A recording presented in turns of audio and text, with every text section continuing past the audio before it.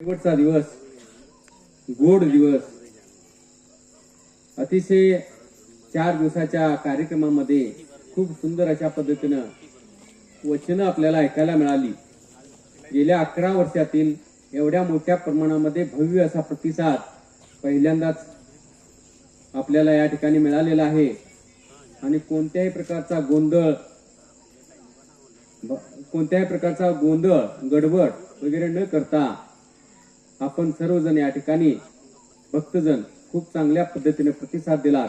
याबद्दल आपण सर्वांचं या ठिकाणी मनपूर्वक आभार मानतो. आणि त्याचबरोबर या ठिकाणी दिव्य सन्निधान लाभलेले परमपूज्य मल्लय्य महास्वामीजी, त्याचबरोबर या ठिकाणी उपस्थित असलेले या भागातील परमपूज्य सुरगेश्वर मठाचे परमपूज्य गुरुसिद्धेश्वर महास्वामीजी आणि त्याचबरोबर परमपूज्य गिरीशानंद महास्वामीजी, औजिकर आश्रम कनकनाथ आणि बाबा दादाजी महाराज असे या ठिकाणी आपल्याला दिव्य सानिध्य लाभलेलं आहे. या सर्वांचं मी मालार्पणातून त्यांचं स्वागत करूया. मालार्पणासाठी मी या विद्यार्थिनीने या ठिकाणी समोर येऊन मालार्पण करायचं आहे.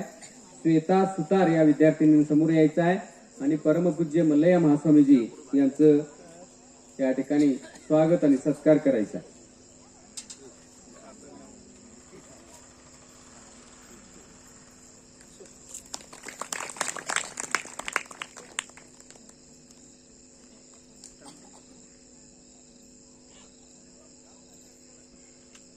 परमपूज्य गुरुसिद्धेश्वर महास्वामीजी, सुरगेश्वर मठ नूल येथून आलेले परमपूज्य यांचं स्वागत आणि सत्कार या ठिकाणी अमृता चौगुले या विद्यार्थिनीने करायचा आहे.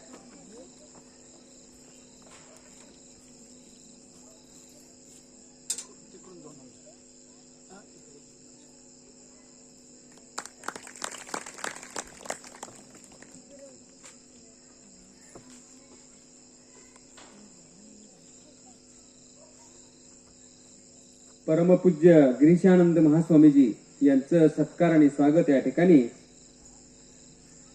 श्वेता सुतार, झालं का तुझं? वैष्णवी सुतार तिनं करायचं.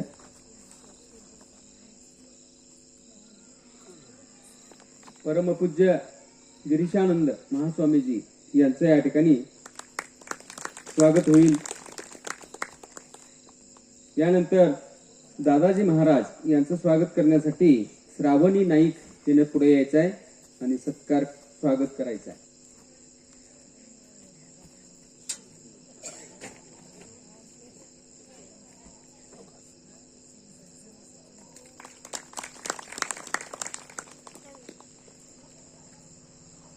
परमपूज्य मल्लय्य महास्वामीजी याला आपण सर्वजण मातृहृदयी म्हणतो.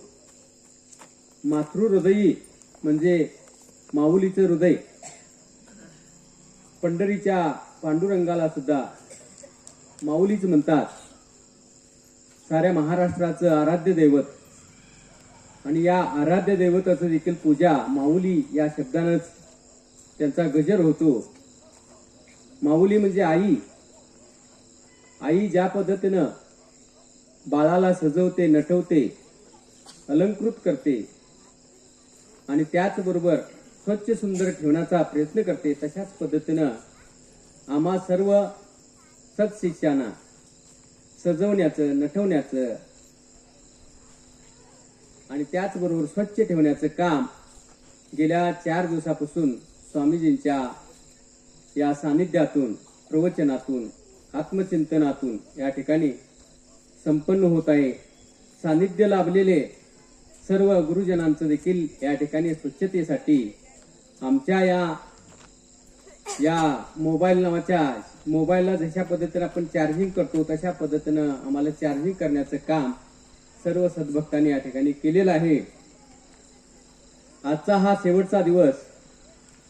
कापूर संपून जावा, मागे राखेऐवजी सुगंध राहावा, अशा पद्धतीचा आजचा हा दिवस तुका म्हणे माझी हेच सर्व सुख पाहिन श्रीमुख आवडीने. तुका म्हणे माझे हेच सर्व सुख पाहिन श्रीमुख आवडीने. संत तुकाराम म्हणतात मला काही नको, मला आनंद आहे श्रीमुख पाहण्यामध्ये. तशा पद्धतीनं समोर बसलेले सर्व श्रीमुख जे आपण पाहतो आहोत त्यांचं श्रीमुख पाहणं यापेक्षा आनंदाचा क्षण आपल्या जीवनामध्ये कोणताही नाही आहे. आज प्रवचनाचा शेवटचा दिवस आहे आणि आजच्या दिवशी तत्वचिंतनाच्या दृष्टिकोनातून या ठिकाणी विषय ठेवलेला आहे. अर्थात हा सुद्धा विषय आपल्याला सर्वांना म्हणजे इथं जे संचालक वगैरे माझ्यासारखे आहेत त्या सर्वांना म्हणजे याचा अभ्यास होण्यासाठी म्हणा पेपर जशा पद्धतीने MPSCचा वगैरे फुटतो तशा पद्धतीने पहिल्यांदा फुटलेला आहे. परतत्व अरविद रे जान में उंटू. परतत्व अरविद रे जान में उंटू. परतत्व अरविद रे जान में उंटे. अशा पद्धतीचा हा निजगुण शिवयोगी महास्वामीजी यांचं जे वचन आहे त्या वचनाला अनुसरून या ठिकाणी आजचं तत्वचिंतन होणार आहे. परतत्व या भौतिक जगामध्ये दोन प्रकारची विद्या आहे. थोडस माझ्या हिशोबाप्रमाणे दोन प्रकारची विद्या आहे. पराविद्या आणि अपराविद्या. पराविद्या म्हणजे भौतिक जीवन जगण्यासाठी ज्या विद्येची गरज असते आपल्याला तशी ती विद्या. आणि अपराविद्या म्हणजे आध्यात्मिक किंवा स्पिरिच्युअल नॉलेज ज्याला म्हणतो आपण ती विद्या म्हणजे अपराविद्या. मग पराविद्यामध्ये काय असते तुमचं सायन्स आहे, गणित आहे, मॅथ्स आहे, त्यानंतर लँग्वेज आहे सगळे हे पराविद्यामध्ये आहे. आणि अपराविद्यामध्ये आत्मज्ञान आहे, ब्रह्मानंद आहे, मोक्ष आहे, मरण आहे, मृत्यू आहे, मी कोण आहे, मी का आलेलो आहे याचं ज्ञान आहे. भारत हा या दृष्टिकोनातून समृद्ध आहे. अपराध ज्ञान जे आहे त्या अपराध ज्ञानातून फार मोठं समृद्धी भारताला आहे. पाश्चात्य देशाने देखील या अपराध ज्ञानाला मानलेलं आहे. जगज्जेता सिकंदरची गोष्ट मी परवा तुम्हाला सांगितलेली होती. त्याच्यातीलच एक थोडासा भाग मी या ठिकाणी सांगतो. जो जगज्जेता सिकंदर जग जिंकण्यासाठी आलेला होता तो भारत जिंकण्यासाठी सुद्धा आलेला होता. आणि भारतावर आक्रमण करून भारत बळकावं. कारण जहां डाल डाल पर सोने की चिडिया ओ भारत है मेरा अशा पद्धतीने ज्याचं वर्णन केलं जातं. असा हा भारत माझ्या राज्यामध्ये असावं अशी त्याची इच्छा होती. आणि त्या दृष्टिकोनातून हिमालय पार करून हा माणूस भारतामध्ये येण्याचा प्रवेश म्हणजे भारतामध्ये येत होता. हिमालयामध्ये अनेक साधू सज्जन लोक असतात. ध्यानधारणेसाठी बसलेले असतात, चिंतनासाठी बसलेले असतात. अनेक हजारो वर्ष ते ध्यानधारणा करत असतात. त्यातीलच एक ध्यानधारणा करणारा माणूस हा त्या ठिकाणी बसलेला होता. आणि त्याच वाटेनं हा जगज्जेता सिकंदर भारतावर आक्रमण करून भारत जिंकण्यासाठी येत होता. हा एक प्रसंग. डोळे मिटलेले होते, ध्यानावस्थेमध्ये होते, ध्यानधारणा त्यांची चालू होती. आणि हा जगज्जेता सिकंदर त्या साधूकडे पाहत होते. त्या साधूंच्या चेहऱ्यावर इतका आनंद होता. कधीही जेवलेले नव्हते ते. अन्न पाण्याविना राहून सुद्धा त्यांच्या चेहऱ्यावरचं जे प्रसन्नता आहे ती प्रसन्नता माझ्या सैन्यामध्ये असलेल्या कुठल्याही शिपायांच्याकडे नाही किंवा माझ्या देशामध्ये असलेल्या कोणत्याही माणसाकडे नाही. आणि या माणसाला गुलाम म्हणून आपल्या देशामध्ये नेऊया असा विचार करून त्या माणसाने म्हणजे त्या साधूला त्याने आज्ञा केली. तू गुलाम होऊन आमच्या डोळे उघड, ए थेरड्या डोळे उघड, ए म्हाताऱ्या डोळे उघड अशा पद्धतीने शिवीगाळ करून त्याला उठवलं. आणि त्याला सांगितलं तू गुलाम म्हणून आमच्या देशामध्ये आला पाहिजेस. कारण तुझी जी प्रसन्नता आहे तुझी प्रसन्नता मिळवण्यासाठी माझ्या देशातील लोकांना त्यांचा उपयोग होईल आणि चल इथून माझ्या बरोबर चल. हळूवार डोळे उघडले त्यांनी आणि प्रसन्न अशा चेहऱ्यानं त्याच्याकडे पाहिले आणि एक नेत्र कटाक्षानं त्या जगज्जेत्या सिकंदराकडे पाहून ते साधू हसले. तो साधू हसला आणि म्हणाला, जगातील सगळ्यात मोठं खोटं आज तू बोललायस. काय तू सांगितलास? तू नाही आलास तर मी तुला मारून टाकीन. मला मारणारा कोण नाही.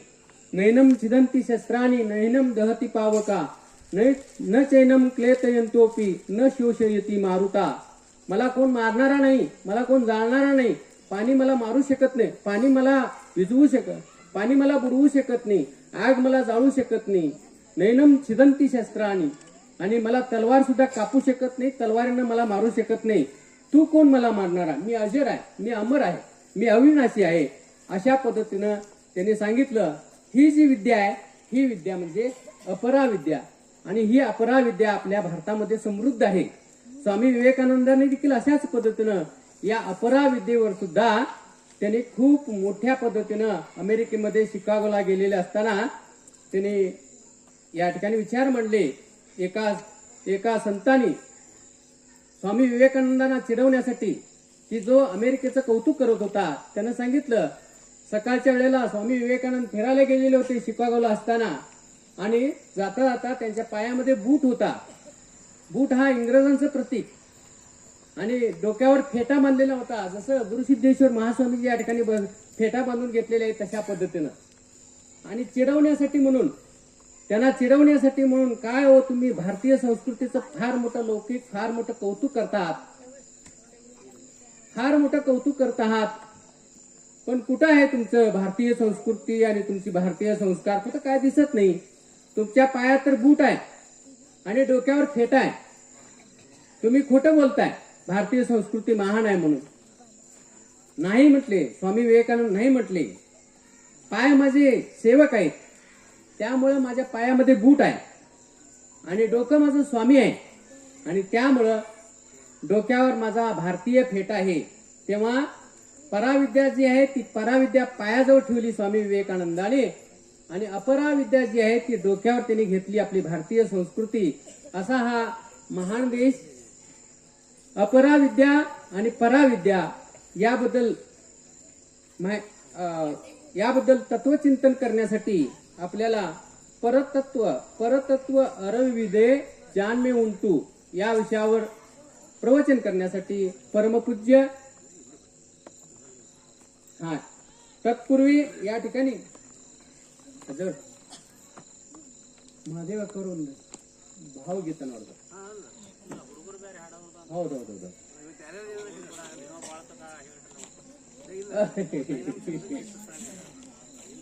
या ठिकाणी बरी मुली या तुम्ही. कोण आहे तुम्ही? दिव्या, ऋतुजा आणि संजीवनी या तिघींनी समोर यायचं आहे. आणि एकच दोन तुम्हाला गाणी बहुतेक मला वाटतं भावगीत तुम्ही म्हणणार होतात.